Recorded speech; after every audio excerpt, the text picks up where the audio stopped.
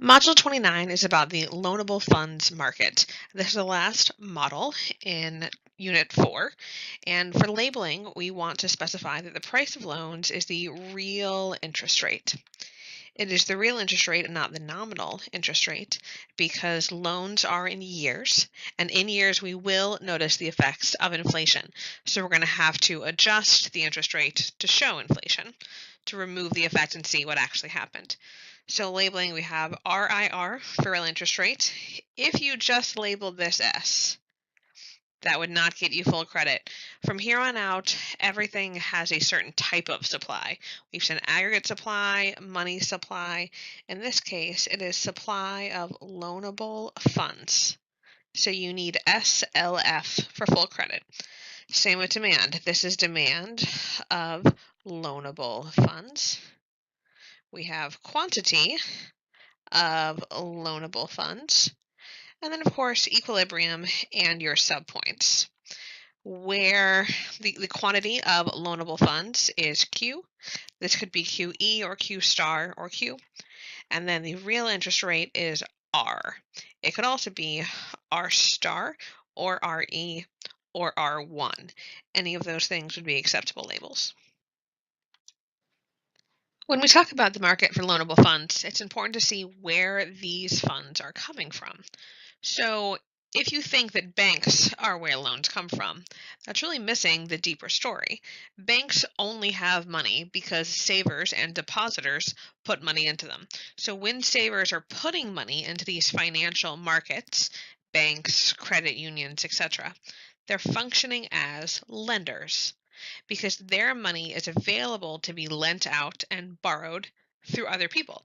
So the dollars saved or lent are equal to the dollars that are invested or borrowed in our economy. So if you remember this equation, S equals I, the savings, investment, spending identity, that's telling us that the amount of money that people put into the bank, the saving, becomes the amount of money that's able to be lent out and borrowed and can become investment spending. If people didn't put money into the bank, the total amount of investment spending would go down as well. All economic models have to be simplified so we can see how one change or one variable will affect the overall market. So the assumption that we make for the loanable funds market is that there's only one market for people who want to lend money and earn interest, or savers, and the same market as where people that want to borrow, so this could be firms with investment spending, this could be the government that wants to borrow money. So there's one market where all the savers and all the borrowers go to. Now, of course, in reality, if you wanted to save your money in a bank in another country, that's certainly an option, and people in America can even take out loans from banks in other countries too. But they have different interest rates, so it'll be very difficult for us to measure all of those variables at once. So we simplify it down into one place where all of the money that gets saved in our banks can potentially be borrowed. And the price of loans is the real interest rate, which will simplify to RIR for the full real interest rate. For the subpoint, you can just do the little r on the model because we've already labeled the axes real interest rate. And again, the reason why the price of loans is real and not nominal interest rates is because loans are long-term compared to cash or money, which is a short-term decision. To review why each model has a different interest rate, in the money market or liquidity preference model, we use the nominal interest rate to show us the price or the cost of money. And the reason being is that money is thought of as a short-term decision. You decide to withdraw cash because you want to use it now or in the next week perhaps. And there won't be noticeable inflation, so we don't have to adjust for inflation. So the nominal interest rate works well for money. But with loanable funds, we're talking about loans that are long term. A car loan is normally 5 years. Student loans are 15 years.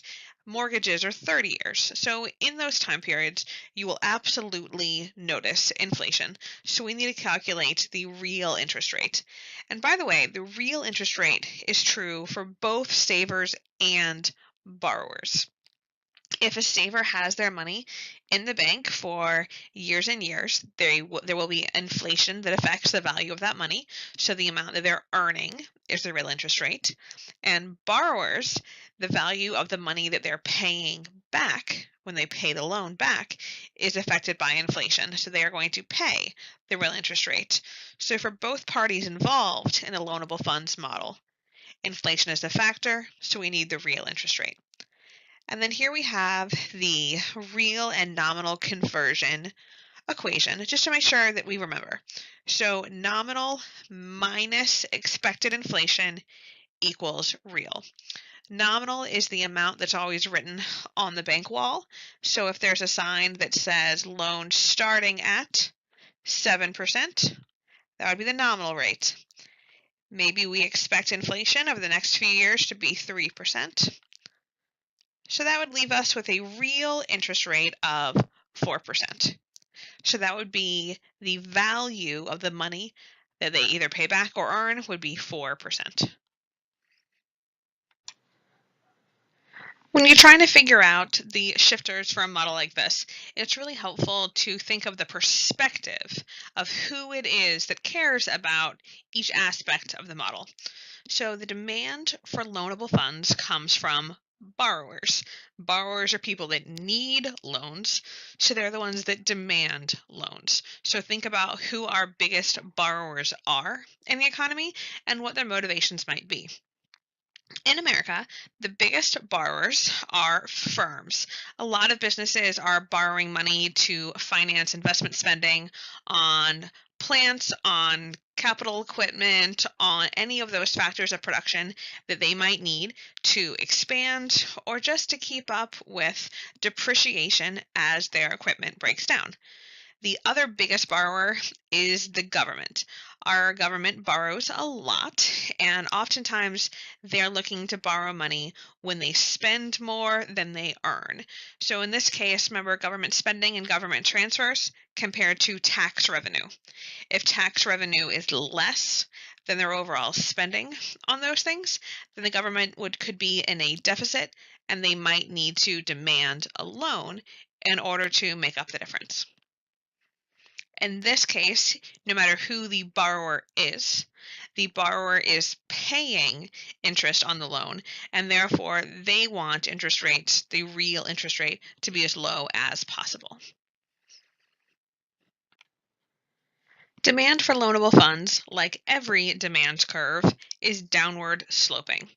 As the real interest rate falls, the quantity of loans demanded increases. So here we can see a loanable funds model just showing the demand curve. This is saying interest comma R, which is one way of specifying that the interest rate is real. I prefer just writing it out, but just kind of helpful to be able to look at another way of saying the same thing. So in this case, when the interest rate, the real interest rate is 12%, the quantity of loans demanded are $150 billion, which is still a lot because we have large amounts of people, businesses, governments that need that money. But as the interest rates fall, so in this case, when the real interest rate becomes 4%, the quantity of loanable funds demanded goes to the right, it increases, and now we have $450 billion demanded. When interest rates go down, more projects are going to be profitable, more of them are going to get funded, so the quantity of loanable demand increases. This is going to be a move along the curve. When we're talking about profitability of a project, we're going to look at the rate of return. You might have heard the saying return on your investment. And that's the idea that if you spend $1,000 on something, you want to make sure that you're going to get more than $1,000 back, especially if this is from a business standpoint and they're just trying to make a profit. So in this case, we're going to look at the rate of return, in terms of a percentage of its cost. So let's say the real interest rate is 3%. We want to make sure that you're going to earn more than 3%. The rate of return must be at least equal to, if not higher, than the real interest rate to be worthwhile. Because if you're paying 3% for something and you're only going to earn 1% on it in terms of profit, then you're losing money. That's not profitable. But if the rate of return is higher than the real interest rate, that means that even though you do have to pay some money on the loan, at the end of the day, you're going to earn more in profit than you're paying in the real interest rate. There will be an equation for this on the next slide. So here we have how businesses actually calculate the rate of return. And the rate of return is going to be in a percentage because we're going to compare this to the real interest rate. And it's very difficult to compare a dollar value. For example, I'll earn $10,000, but I'm paying 2%. That's difficult to compare. But when we have them both in the form of percentages, the comparison's much simpler. So in this case, our equation is the revenue from the project, or the earnings from the project, minus the cost of the project divided by the cost of the project times 100. So you can see, okay, if it cost me $10,000 and I'm earning $12,000 from it, you can do the math, you can plug in all the numbers and figure out what the rate of return would be. So that's going to tell us the rate of return. We will then compare that number to the real interest rate. If the rate of return is 2%, what real interest rate would be okay?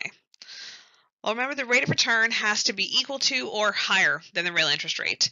So the real interest rate can only be 1 or 2%. Otherwise, this project is not going to be profitable and it won't get financed. So as the real interest rate falls, more projects are profitable. So if the interest rates go from maybe 10% to 6%, you can see that any project that has a rate of return of 9, 8, 7, 6, all of those points in between, are now all of a sudden profitable. And this explains why the real interest rate is a move along the curve for the quantity of loanable funds demanded. Demand of loanable funds came from borrowers, but supply of loanable funds comes from savers. People have to put money into financial institutions in order for those places to have money to loan out.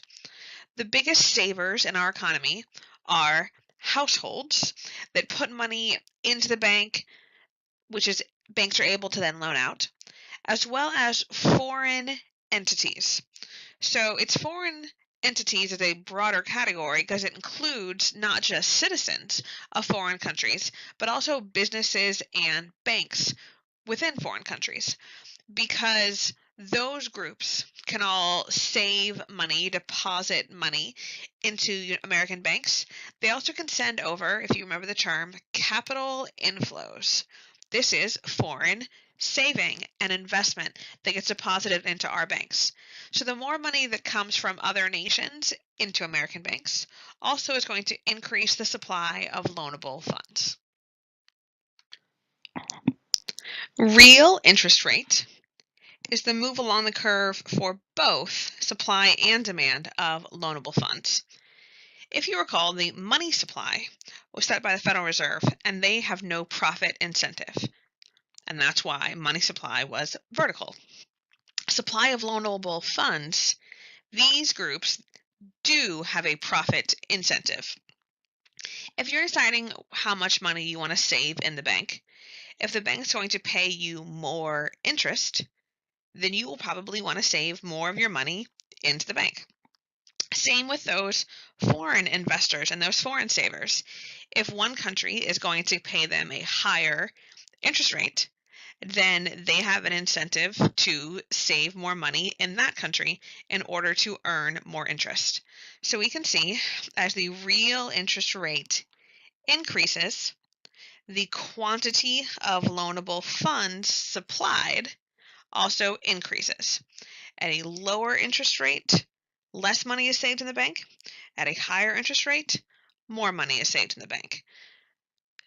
These savers are earning money, so they do have an incentive to earn more or to save more if they're going to earn more. The equilibrium in the loanable funds market is where the supply of loanable funds and the demand for loanable funds intersect. So here we have our equilibrium point. We have R star representing the real interest rate at equilibrium, and Q star representing the quantity of money that is loaned and borrowed at that real interest rate. How this compares to rate of return. If the rate of return is equal to or greater than this R star percent, so everything basically here and above, these things will be funded because they have, businesses are okay with breaking even if they must. So let's say you're taking out a loan to replace broken equipment. So it's not going to be extremely profitable, but you also won't lose money on it. And that's why a rate of return that matches the real interest rate is okay. Not ideal, but okay. But any project that has a rate of return less than R star, these things you're going to be paying more in interest than you would earn in profit. So these will not be funded at that interest rate. They would need to wait for their interest rate to fall in order to get financed. The demand shifters for loanable funds are perceived business opportunities and government borrowing. We talked about how the two biggest borrowers in our economy are firms, that's going to be the first shifter, and the government, that will be the second shifter. So firms determine when they think is a good time to take out a loan, based on, of course, the rate of return, but also based on where we are in the business cycle. Will there be good years of growth for the business ahead, a good time to pay back the loan? Or will we have a few years of a recession ahead of us, and it might be hard to pay back that loan if you took it out right now? So business perceptions, what they think is going to happen, will impact whether or not they take out loans now or do it later. And then government borrowing is, of course, in times of government deficits, the government might decide to borrow money, take out a loan in order to pay their bills. In times of government surplus, the demand for loanable funds would decrease because they wouldn't need to take in money when their revenues are high enough. The key idea with the first demand shifter is that businesses take out loans when they perceive it to be a good time to take out a loan. So businesses are not able to see the future, but they are able to look at their current rate of income to see how well are they doing. If I decided to take out a loan and expand to a second location, how profitable might that be? And they can compare that rate of return to the real interest rate to determine if this is something that's going to be financed. So if firms think that there are a lot of profitable investment opportunities, that means there's lots of projects that have rate of returns equal to or greater than the real interest rate, and that'll make the demand for loanable funds increase. But again, this also is connected to the business cycle. If we're in a trough and beginning a recovery period, many firms will determine that this is a good time for growth because they're going to have good years ahead, so the demand for loanable funds will increase. But if firms think that we just peaked and we have a recession ahead, then this is a bad time to take out a loan. You might not earn enough in the next few years to pay it back, so the demand for loanable funds will decrease. The second shifter for the demand of loanable funds is changes in government borrowing. So our government, especially the federal government, is a major demander for loanable funds. If the government's running a deficit, that means that they are spending more than they're taking in. So maybe their government spending or the amount they're putting on transfers is more than their tax revenue. Governments still need to pay bills. They have employees to pay, they have pension funds, they have IRS tax refunds to give out money for. They can't just not have enough money. So if they are running a deficit in a given year, the Treasury Department will often borrow money, take out a loan, to add to our national debt, but pay bills this year. So if we're in a deficit, the demand for loanable funds increases. Now, there's a vocab word we need to know here called crowding out. Because the federal government demands so much money, we're talking about billions of dollars, if not millions of dollars, when the government is taking up that much, that means that there's fewer loanable funds available for everybody else. There's a finite or limited amount of loanable funds available. Banks only have so much that they can loan out. Remember, their excess reserves are all that they have. So if the government is kind of hogging the majority of this money, that means that consumers, if they want a loan to buy a house, or if businesses want a loan to expand, there's fewer loanable funds available. They've been crowded out or pushed out by the government. So we'll see on the next model what that does to real interest rates and why that's bad for our economy at large. If the government had a surplus one year, meaning that they were earning more in tax revenue than they were spending, then they would have no need to take on new loans that year, and the demand for loanable funds would decrease. So we have some practice problems here. What does RIR stand for, first of all? This is the real interest rate. So what happens to the real interest rate when the demand for loanable funds increases? If the demand is going up, the real interest rate is going to increase as well.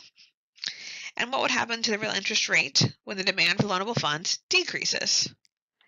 Then it would decrease. Demand always affects price in the same direction, and the price for the loan is the real interest rate.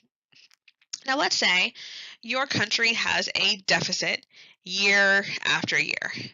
This has been happening for quite a number of years in America, and oftentimes people don't really understand why should they care if their government runs a deficit? What does it matter to you? Well, the government is a demander of loanable funds. So as you can see, if they're demanding huge amounts of money, when they demand loanable funds, it makes real interest rates go up for everybody. So that means that if you were to take out a loan, it would cost you more than if the government didn't have a deficit. Also, because the government is demanding such a large quantity of funds, that crowds out loans for consumers and businesses. So there's fewer loans available for everybody else, and they cost more. If the real interest rate goes up, that's going to affect the profitability because fewer things will have a rate of return higher than the real interest rate. So actually, repetitive government deficits year after year can actually be really bad for overall growth of a nation because businesses aren't able to borrow as much money. What they borrow is going to cost them more in terms of interest. So they're less likely to expand, all because the government continues to have a deficit, which is something that's not at all productive to the overall economy. For the supply shifters of loanable funds, we have two that fit right along with who the major savers are. So private savings, we have savings from households being deposited into banks, and then capital inflows are, of course, savings coming from other countries. So income is going to be a surprise here, and we'll talk about how that factors in to the supply of loanable funds. The first supply shifter is changes in private savings behavior. This goes back to MPC and MPS. Remember, MPC is the marginal propensity to consume, and MPS is the marginal propensity to save. So households tend to have certain ratios. I will spend this amount of my money and save the rest. But things can change savings behavior. Some cultures value savings more. Sometimes people feel like after we've gone through a really particularly bad recession, people might become a little bit more conservative and start saving more. Banks could start providing incentives to save. Even the government could do tax credits to people that save more money. Any of these things could have economy-wide effects on savings behavior. And if there's more money being saved in the bank, the supply of loanable funds would increase. It would shift to the right. If people are spending more and saving less, the supply of loanable funds would decrease. It would shift to the left. The shifter of supply of loanable funds that might be a little unexpected is income, because more income equals more spending and more savings. So as people's disposable income levels rise, that means that they have more money they're going to use for consumption, but it also means more money that they will deposit into the bank. So as income levels of a nation rise, the supply of loanable funds will increase. If a nation was going through a prolonged downturn and income levels of a nation started to fall, people might need more of their money for transactions. They wouldn't be able to save as much of it into the bank, and the supply of loanable funds would decrease or shift left. So capital inflows are flow of savings from other nations into our country. And capital inflows are impacted not just by the real interest rate of the country, but also by the perceived stability of the nation where the money is flowing into. If the nation is perceived to have a stable government and a strong economy, that can encourage people to save their money in their banks. People around the world tend to know that our government is stable. We know that our currency is stable, and that there's a lot of bank regulations and guarantees to make sure that even foreign money deposited in American banks have the same FDIC protections. So all of those things help our capital inflows. But if any of these things change in terms of the perception of their stability, it could lead to a reduction in our capital inflow, and the supply of loanable funds could decrease. In the past, when there was a government shutdown, that affected capital inflows because there were questions about the stability of our government if Congress was shutting things down. So that had a temporary effect, but it's important to know that it can be a factor in our capital inflows. For the practice questions here, what happens to the real interest rate when the supply of loanable funds increases? You can kind of sketch it out a little bit here. We have demand and supply. So this is our supply of loanable funds. If it increases, that means supply is going to shift to the right. So the real interest rate decreased. If our supply of loanable funds decreases or shifts left, that would make the real interest rate increase. Because the loanable funds market impacts the real interest rate, shifts to supply or demand of loanable funds will lead to some sort of impact on investment demand model. Remember, the investment demand model only does move along the curve. So we're going to see how a shift, which can affect real interest rate in the first model, can lead to a move along the curve on the next model. And the investment demand will connect us to ADAS, because as businesses buy an increased or decreased amount of capital equipment, as the amount of investment spending changes, that's going to shift to AD. In this situation, there's an increased government deficit, which leads to an increase in government borrowing. Government borrowing is a shifter of the demand of loanable funds, and that demand is increasing. So we're going to have a right shift with a DLF2. That will give us an E2, a Q2, and this can become R2. That's fine. It's a bit difficult to label things when I'm recording these videos, so I apologize if that's messy. But we can see how the demand of loanable funds increased, so the real interest rate increased. Since the investment demand model only does move along the curves, we're going to start at the original point. We saw the interest rate increased, so our second point would be here, and we would draw the arrow connecting them. So as the real interest rate increased, the quantity of investment demand went to the left. So the quantity of investment demand decreased.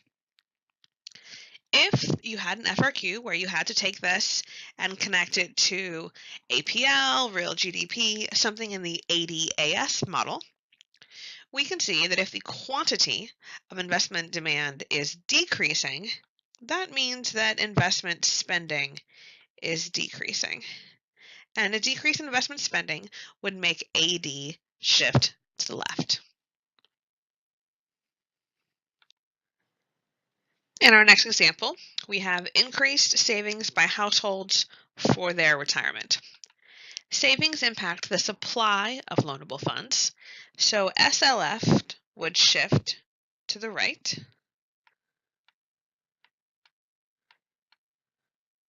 So we're going to have SLF2, arrow, E2, Q2,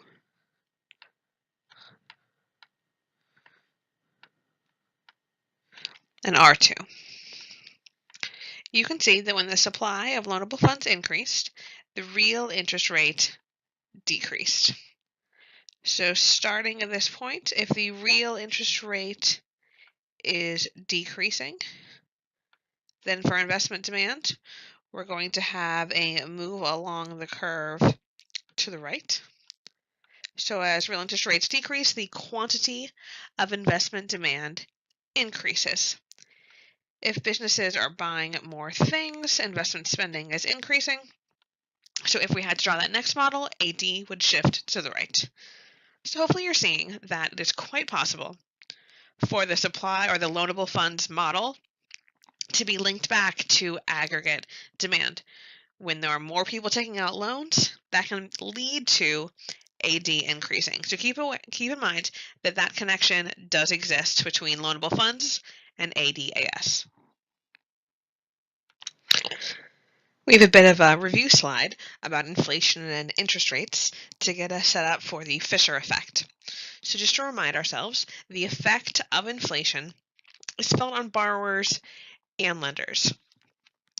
Both sides of the loanable funds model care about the real interest rate, not the nominal interest rate. These savers or lenders tend to have their money tied up and they're earning interest over many, many years. So the value of that money will be affected by the inflation rate. And because borrowers are paying these loans back over a number of years, the value or purchasing power of the money that they're repaying the bank will be affected by inflation. Therefore, they care about the real interest rate. So yet again, the real interest rate equals nominal interest rate minus the inflation rate.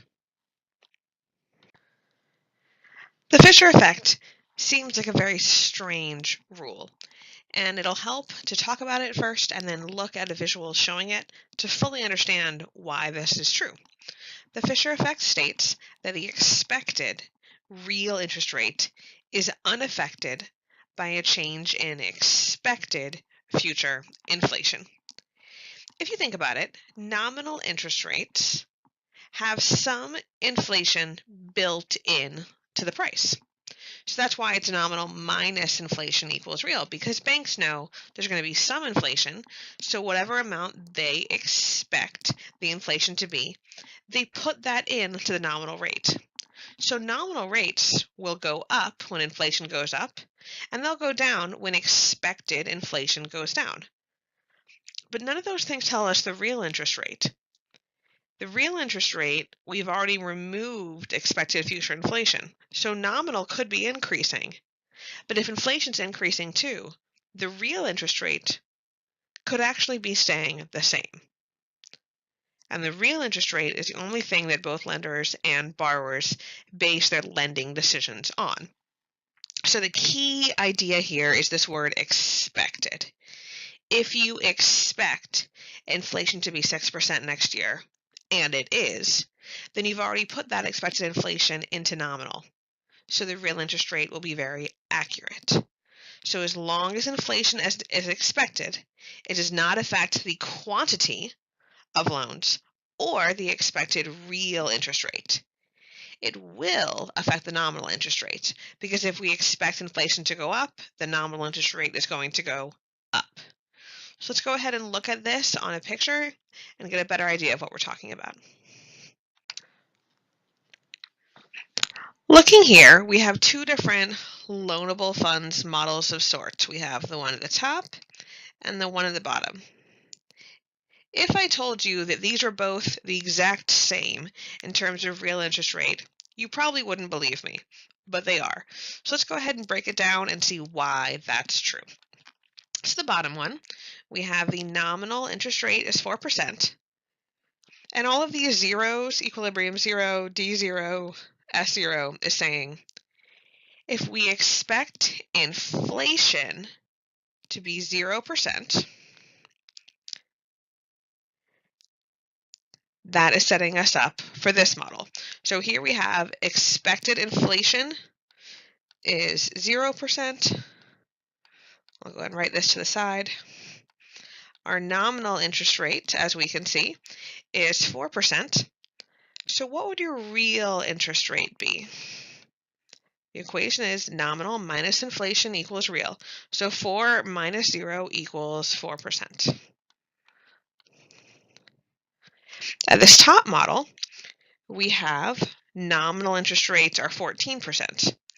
So if you're shopping for a loan, 14% looks like a lot more than 4%. And at first look, it is true. But it all depends on inflation. Now we have all of these tens everywhere. This is saying that this other one, the expected inflation is 10%. So in an economy with really high inflation, that affects lenders and borrowers. Yes, you're paying back a higher nominal interest rate, but that also means that the purchasing power of the money that you receive from the bank will be impacted by inflation, just like the purchasing power of the money that you pay the bank back. So as long as everybody saw this inflation coming, we have the nominal interest rate of 14 minus the expected inflation of 10 gives us a real interest rate of 4%. Which is the exact same as the one below. So in terms of purchasing power, value of the money, these are equal. The nominal interest rate went up because the expected inflation went up. But the real interest rate is not affected because since we saw the inflation coming, we went ahead and put it in to the nominal interest rate in advance. But the value of the money paid back and lent hasn't changed at all. Now that we've learned all about the money market or liquidity preference model and the loanable funds model, we're going to start seeing how these are connected to each other. What is the relationship between each model? We're going to see how one model will affect the other, both in the short run and in the long run. So the Federal Reserve determines the money supply. They print money. And the money supply is related to the supply of loanable funds, but it's not the same. The Federal Reserve can certainly put more money into circulation, but they have no power over whether or not that money is made available for loans. They can try to entice the Federal Reserve with their discount window, their reserve requirements, things like that. But if banks don't feel comfortable loaning out money to businesses and households, maybe they'll loan it to the government. The Fed can't control who they loan it to. They also can't control if borrowers want loans. Remember that perceived business opportunities? If businesses think this is a bad time for a loan, they're not going to apply to one. So the Federal Reserve can print all this money, but whether or not it's loaned out is not completely under their control. One rule that we're going to have to figure out as we start to connect these two models is that money market, remember the price of money was the nominal interest rate and the price of loans was the real interest rate. But we can easily convert nominal into real or real into nominal. And the rule is that both of these models are at equilibrium at the same real interest rate. So here you can see that this R1, there's this dotted line across saying that whatever the interest rate is in one model is the same in the other. And it's specifying that they've converted the nominal rate for money into real, which of course is possible. You would only do that if you're lining up these two models to show how one is affecting the other. When you're drawing money market by itself, you're still always labeling it with NIR for the nominal interest rate. First, we're going to focus on how these two models impact each other in the short run. A little trick, anytime you see a question about short run, that means one shift. If you remember back with ADAS, we would have a short run shift that would maybe put us into a recessionary or inflationary gap. But then in the long run, the economy could self-correct. And we saw how the second shift moved things back to this equilibrium point. That's going to be the same here, where short run will be a single shift. And then anytime you see two shifts in the same model, we're normally talking about a long run effect. What happened first? And then in the long run, what happened next? So keep in mind, short run is one shift, long run is two.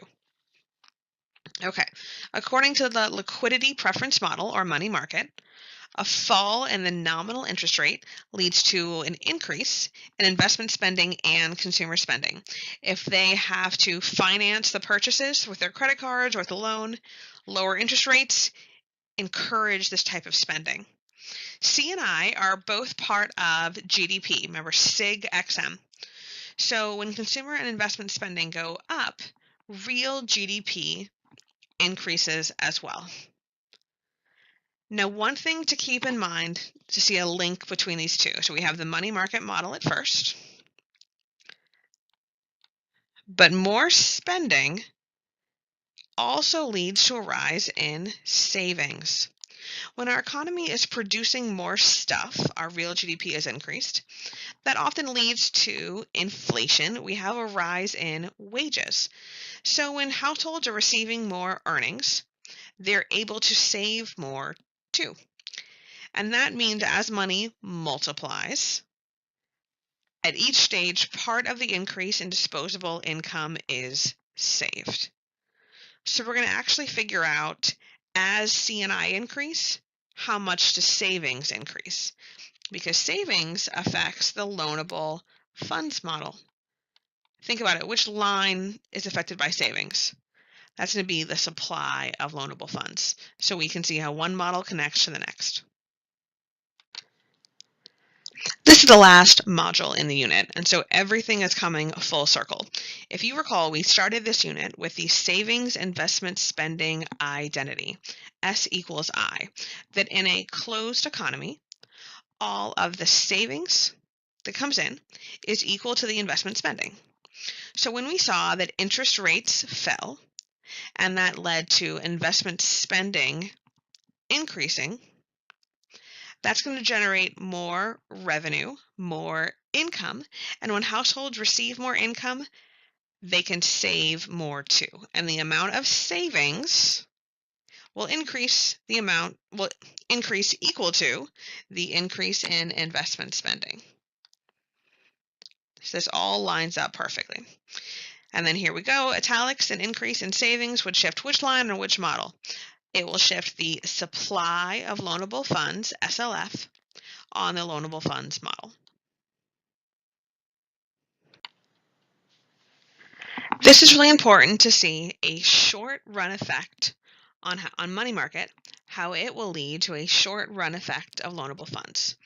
So to start off with, we have both of these models drawn side by side to show that they're starting at the same interest rate, R1. We've converted the money market into real interest rate to show that they have the exact same equilibrium point at the same interest rate. So we're both starting at R1. We have our E1 on each model ready to go. Now, how this all will begin. The Federal Reserve will increase the money supply. So when MS shifts to the right, the new equilibrium in money market is E2, which drops the interest rate. When interest rates decrease, that's going to increase investment spending. That finishes up the short run effect on money market. Interest rates fell. Now, when investment spending goes up because S equals I, more investment spending leads to more savings. Savings will shift loanable funds, the supply of loanable funds, to the right. So now that has a new E2 that lines up with the other model. So not only did they start at the same interest rate, the shift in money market leads to a shift in loanable funds, so they end up at the same interest rate. It's a different interest rate, it fell, but they're still lined up, they still match after the short run effect. This is something that you will both need to be able to draw and label, as well as explain. So maybe try to talk it through to yourself, see if you can explain it to a friend, or listen to this slide again to see how money supply affects interest rates affect investment spending affects savings shifts the supply of loanable funds. Each of those steps is required to get from one to the other. In class, we'll do that same short run shift in the opposite direction. So if you're doing this at home, go ahead and try that in the opposite direction with money supply decreasing to see if you can recreate the opposite effect. All right, now that we've done the short run shifts in both models, we're going to look at in the long run what will happen. Long run is how many shifts? It's going to be 2 shifts on each model. So in the short run, an increase in the money supply does lead to a decrease in the interest rate, and a decrease in the money supply leads to an increase in the interest rate. There's an inverse relationship between money supply and interest rates, but that's only in the short run. In the long run, changes in the money supply don't affect the interest rate. There's something called money neutrality. It's the idea that the Federal Reserve can print as much money as they want, but interest rates are going to self-correct in the long run. They will return to their original interest rate. In the long run, we're going to see how many shifts. It'll be 2 shifts per model. So I've broken them apart, each model, so we can actually see and explain what's happening in each one before we put them together. So we're going to start at the same point. We have our E1, and the same part is going to begin our process. The Federal Reserve decides to increase the money supply. That puts us at E2 right here, and interest rates have fallen. Now, that's in the short run. That's the single shift. In the long run, we know that in America, we tend to have inflation. We like price stability, that's our goal. We don't have a high rate of inflation, but we know that long run is in years. And in years, prices are going to go up. You can expect that to happen. APL is a money demand shifter. So if prices are going up, people will demand more money, more cash, in order to pay for things. Now, the reason that this returns to the exact same point is that rule that APL causes money demand to change by the same amount. So if prices go up 10%, that means money demand goes up exactly 10% as well. So we know that this change is going to get exactly back to our original interest rate, which technically you would need to label R3 because it's matching up with E3. And then we have M3 here as well. So in the long run, what has happened? The total quantity of money has increased without a doubt, but the interest rates haven't. They returned to their original point. It makes sense that as prices are going up in the economy, we're going to need to have more dollars circulating. But all the Federal Reserve does is affect the quantity of money. In the long run, the interest rates return to where they started. They're going to self-correct. Now let's look at the loanable funds market in the long run. So we are starting at the same original point, E1. Now, we saw that in the money market model, when money supply increased, that meant that interest rates went down. And interest rates are going to increase both consumer and investment spending. As those groups receive more income, they're going to increase their savings. When I goes up, S goes up as well. When savings increases, the supply of loanable funds will shift to the right. So that puts us down here at E2, and the real interest rate has fallen.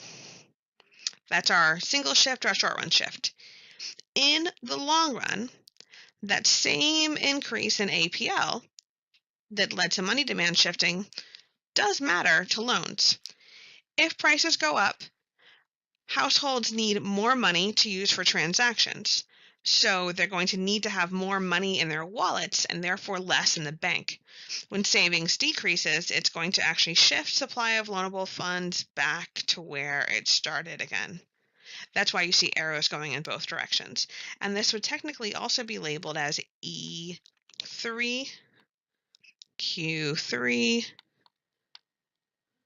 and R3. So the idea is here with loanable funds, even though there was a temporary shift, it returned to its original interest rate in the long run as well.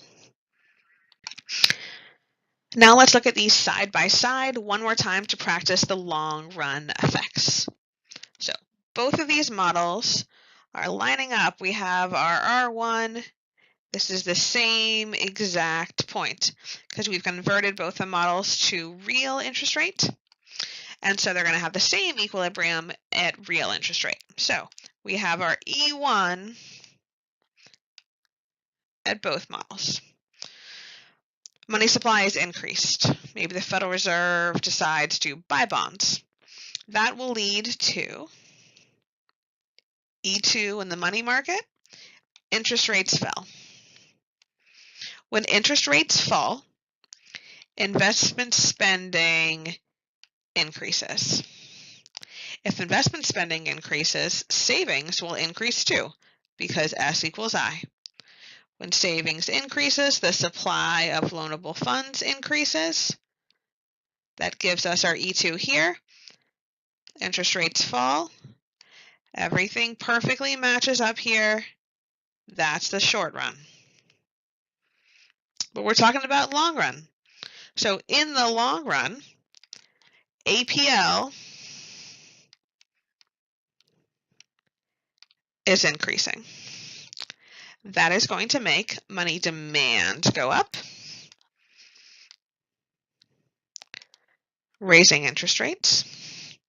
And when money demand goes up, because prices are high, money demand is people taking money out of the bank to have it into their wallets.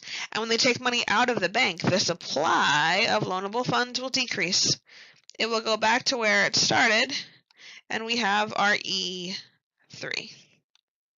And again, the real interest rate has returned to the original point.